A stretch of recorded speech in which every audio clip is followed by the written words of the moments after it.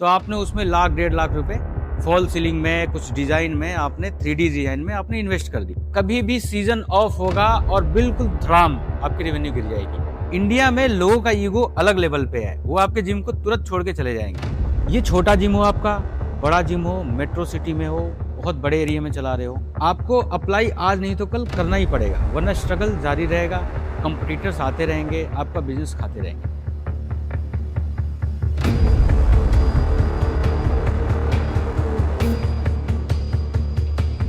तो hello friends, welcome to kingdom of fitness. आज की वीडियो का टॉपिक है कि जिम में कैश फ्लो की प्रॉब्लम को कैसे सॉल्व करें और कैश फ्लो प्रॉब्लम आती क्यों है। देखिए, ये जो दिक्कत है लगभग हर एक जिम ओनर को कभी ना कभी आती है। अब कैश फ्लो प्रॉब्लम क्या होती है? कैश फ्लो मतलब आपको लगता है कि मेरा जिम तो अच्छा खासा चल रहा है, लेकिन फिर भी हाथ टाइट रहता है। मतलब कोई एक्सपेंसेस आता है तो लगता है मेरे पास पैसे ही नहीं है, जबकि आप मेंबर काउंट करते हो तो मेरे पास मेंबर भी अच्छे हैं, फीस काउंट करो तो फीस मेरी इतनी आती है, लेकिन हाथ फिर भी टाइट रहता है। कैश फ्लो की दिक्कत इसको बोलते हैं। तो सबसे पहले मैं आपको बताऊंगा कि ये कैश फ्लो की दिक्कत आती क्यों है, और फिर सिंपली 4 स्टेप्स में मैं आपको बताऊंगा कि इसको सॉल्व कैसे कर सकते हो और कैश फ्लो को स्ट्रॉन्ग कैसे कर सकते हो आप। तो सबसे पहले मैं आपको बता दूं कि पिछले 13 साल से मैं कार्यरत हूं इस इंडस्ट्री में, फिटनेस इक्विपमेंट मैन्युफैक्चरिंग में कार्यरत हूं, और लगभग 50 से 60 जिम ओनर से बात करने के बाद मुझे समझ आया कि कैश फ्लो की दिक्कत क्या होती है, क्यों होती है और उसको सॉल्व कैसे कर सकते हैं। कुछ जिम ओनर्स ने बताया कि मुझे ये दिक्कतें होती हैं,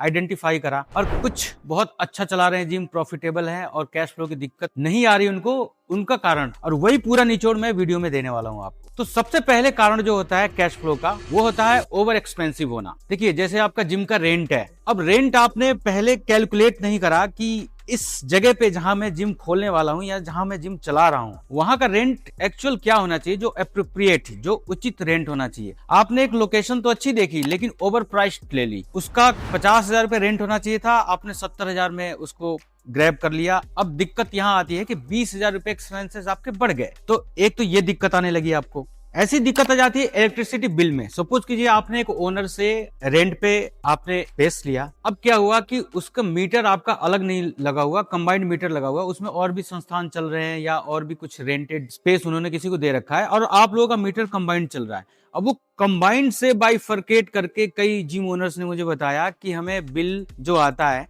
वो फिक्स मीटर चार्जेस सब पे पड़ते हैं, और जब यूनिट ज्यादा आ जाती है तो आपको पता है यूनिट ज्यादा के बाद पर यूनिट चार्जेस हैं वो बढ़ जाते हैं, जबकि आपका बिजली बिल इतना नहीं आना चाहिए था, लेकिन फिर भी आपको पे करना पड़ता है। तो ये मिस कैलकुलेशन जो है आपके एक्सपेंसेस को जरूरत से ज्यादा बढ़ा देता है। इन चीजों का ख्याल रखना आपको, ये चीजें आपको कैश फ्लो में दिक्कत पैदा करती हैं। दूसरा कारण है इरेगुलर कलेक्शन। जो फीस कलेक्ट करते हो आप अपने मेंबर से, वो इरेगुलर रहता है, वो कंटिन्यूअस एक फिक्स्ड अमाउंट नहीं आता, 5-10% फ्लक्चुएशन चलता है। सपोज कीजिए आपकी 1 लाख की रेवेन्यू है जिम की, लेकिन किसी महीने वो 70,000 आ रहा है, किसी महीने वो 95 आ रहा है, किसी महीने 110 आ रहा है, तो फिर धंधे में कुछ ना कुछ गड़बड़ है। आप फी कलेक्ट नहीं कर पा रहे हो, उसमें कोई ना कोई प्रॉब्लम आती है, आपका ड्रॉप आउट जो है रेशियो वो ज्यादा है। सपोज कीजिए आपके जिम में 100 मेंबर्स हैं एट अ टाइम, अभी आपने रजिस्टर देखी 100 मेंबर्स आपके यहाँ एनरोल्ड हैं, अगले महीने आप देखोगे उसमें 30 चले गए, यानी ड्रॉप आउट रेट बहुत ज्यादा है। तो ये भी कैश फ्लो की दिक्कत पैदा करता है। तीसरा मेजर कारण होता है कैश फ्लो का ओवर इन्वेस्टमेंट ऑन इक्विपमेंट और इंटीरियर। कई बार क्या होता है, बहुत ज्यादा जिमों में आप जाते हो, आप देखते हो कि कुछ ऐसी मशीन्स पड़ी होंगी जो यूजलेस हैं, यूज नहीं होती, मशीन अच्छी है वो लेकिन यूज ही नहीं होती। कुछ ऐसा वो अपनी कहीं से इंस्पिरेशन लेके उन्होंने मशीन ले आए जिम ओनर्स, जो लोग चलाते ही नहीं उसको। अब वहां पे उनकी एक कॉस्ट ब्लॉक हो गई, उसकी जगह पे कुछ ऐसा इक्विपमेंट लाते जो दिन रात लोग यूज करते, यूजफुल होता वो ज्यादा, तो वो ज्यादा अच्छा रहता। ऐसी गलतियां जिम ओनर्स करते हैं। ऐसे ही जो इंटीरियर डिजाइन करते हैं अपना, जो भी जिम ओनर्स पसंद करते हैं, उसमें क्या करते हैं वो ओवर इन्वेस्ट हो जाते हैं। कई बार आपको आपके लोकेलिटी के हिसाब से, आपको लोकेशन के हिसाब से आपको इंटीरियर डिजाइन में खर्च करना चाहिए। अब आपने कोई रील स्क्रॉल करा, कोई यूट्यूब वीडियो देखा कि अच्छा इस जिम में तो ऐसा है, मैं भी ऐसा लगाऊंगा। अब होता क्या है, उस लोकेशन में वो उचित नहीं है लगाना, उसकी प्राइस ज्यादा है, लेकिन क्योंकि आपको बहुत ज्यादा बेहद पसंद आ गया निजी तौर पे, तो आपने उसमें लाख 1.5 लाख रुपए फॉल सीलिंग में, कुछ डिजाइन में, आपने 3D डिजाइन में आपने इन्वेस्ट कर दी। अब लोगों को उससे कुछ फर्क नहीं पड़ रहा, वहां पे आप ओवर इन्वेस्ट हो गए, अब आपकी कॉस्ट बढ़ गई। अब कैश फ्लो की दिक्कत यहाँ आनी स्वाभाविक है। कैश फ्लो की दिक्कत का एक और कारण है, वो है आप कैलकुलेशन नहीं करते अपनी फाइनेंशियल्स का। किसी के पास लिखित नहीं है कि कितनी अर्निंग हो रही है, मुझे कितना एक्सपेंस हो रहा है, बस सब कुछ हवा में है। पैसे रोज कलेक्ट कर रहे हो आप फी के तौर पे या मंथली कलेक्ट कर रहे हो, खर्चे भी ऐसे रोज जा रहे हैं आपका कैश। अब आपके पास एक एग्जैक्ट कैलकुलेशन नहीं है, कोई डेटा ही नहीं है कि मैं कहाँ कहाँ एक्सपेंस कर रहा हूँ, कहाँ कहाँ कंट्रोल कर सकता हूँ, और एक्चुअल जो मेरी रेवेन्यू सोर्स है वहां से कितने कितने पैसे आ रहे हैं। तो ये भी एक कैश फ्लो का बहुत बड़ा कारण है। अब मैं आपको 4 स्टेप्स में बताने वाला हूं कि ये जो कैश फ्लो का प्रॉब्लम है उसको सॉल्व कैसे कर सकते हो आप। तो सबसे पहला स्टेप जो है वो है अपने मेंबरशिप कलेक्शन को स्ट्रीमलाइन करना।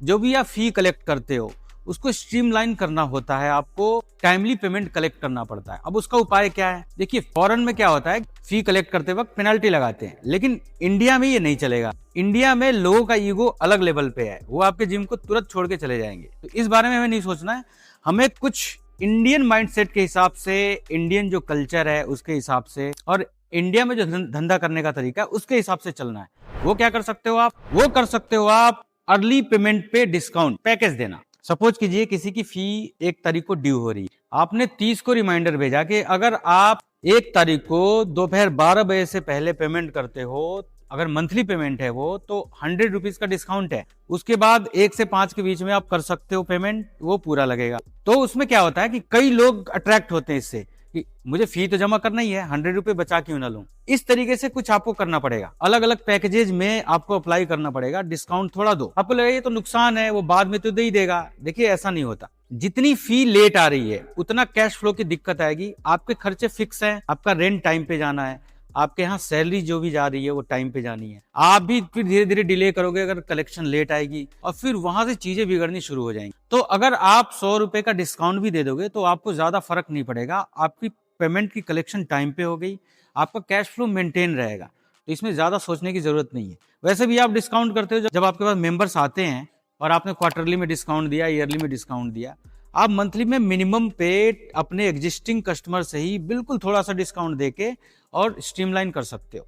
जैसा कि आपने देखा होगा, आप कोई चीजें ऑनलाइन ऑर्डर करते हो तो उसमें कहता है कि अगर आप कैश ऑन डिलीवरी मंगवाएंगे तो इतना पैसा आएगा, लेकिन अगर आपने यूपीआई के थ्रू पहले ही पेमेंट कर दिया तो आपको 10% का डिस्काउंट हो गया। अब ऐसा तो है नहीं कि उनको नुकसान होने वाला है, उन्होंने इस तरीके से कैलकुलेशन कर रखी है कि ज्यादा पेमेंट पहले आए। तो ये एक तरीका होता है बिजनेस करने का इंडिया में।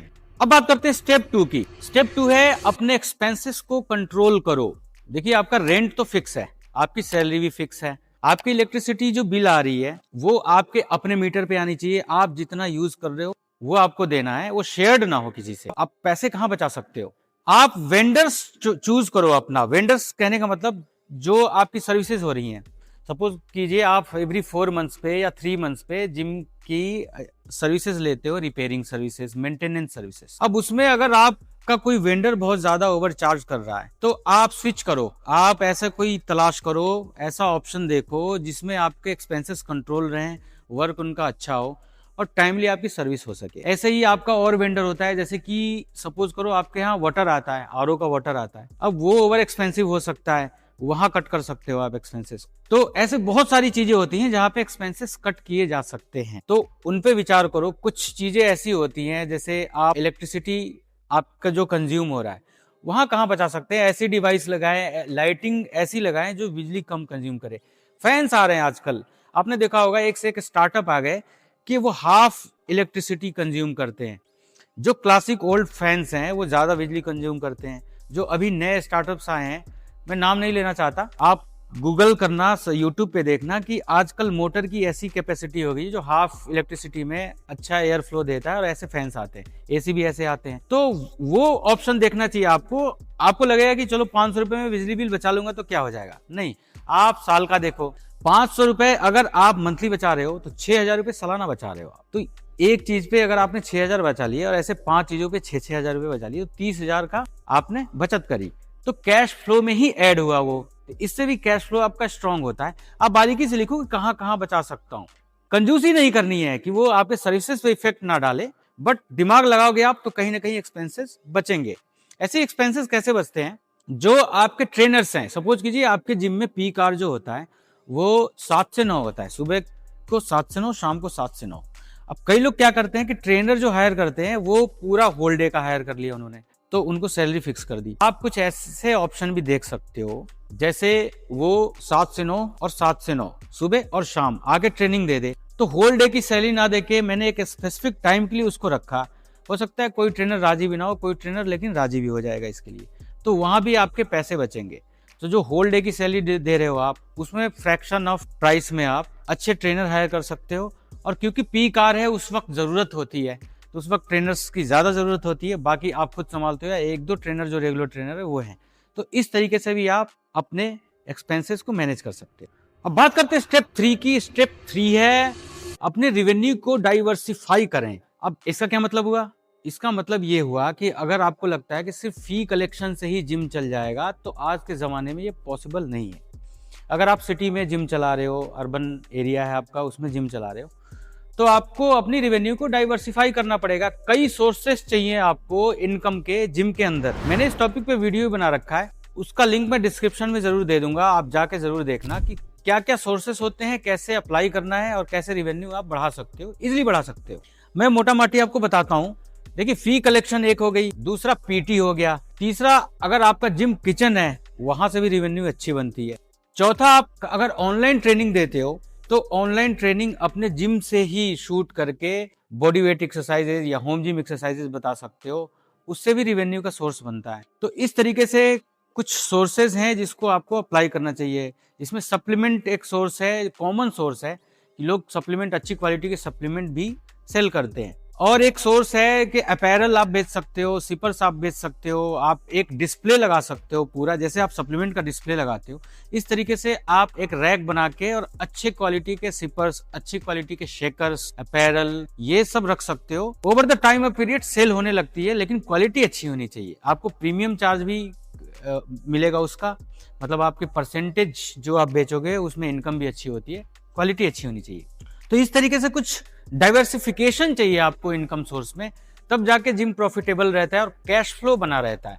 आप कैलकुलेट करते हो 100 मेंबर्स हैं, 1000 फी है, लाख रुपए की रेवेन्यू आ गई, कभी भी ड्रॉप आउट होगा, कभी भी सीजन ऑफ होगा और बिल्कुल धड़ाम आपकी रेवेन्यू गिर जाएगी।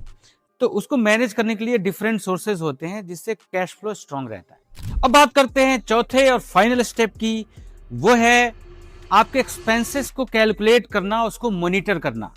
तो एक्सपेंसेस मॉनिटर कैसे होगा? देखिए, आजकल जिम के बहुत सारे सॉफ्टवेयर्स हैं, एप्लीकेशंस हैं। 500 रुपये मंथली आपको इजिली कोई अच्छा सा सॉफ्टवेयर मिल जाएगा जो कि आपके मोबाइल पे भी चल सकता है, फ्री में भी मिल जाएगा। बहुत सारे स्टार्टअप्स हैं, खाता बुक है और भी बहुत सारे ऐसे एप्लीकेशंस हैं जिसपे आप एक्सपेंसेस रोज के मैनेज कर सकते हो, फी कैलकुलेट कर सकते हो, फी रिकवरी हो रही है, किससे कितना फीस आया, कब आया, सब कुछ कैलकुलेट हो जाएगा।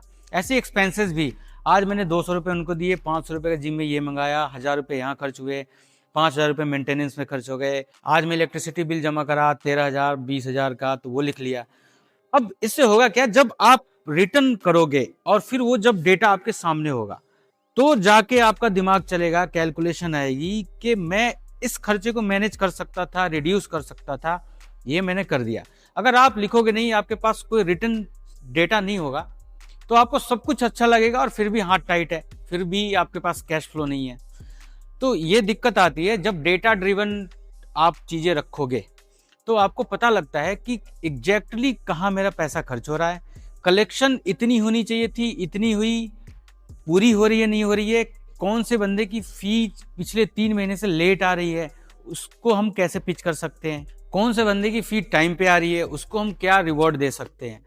तो इस तरीके से अगर आपके पास डेटा हो तो बहुत ही जबरदस्त कैश फ्लो आएगा आपके जिम में।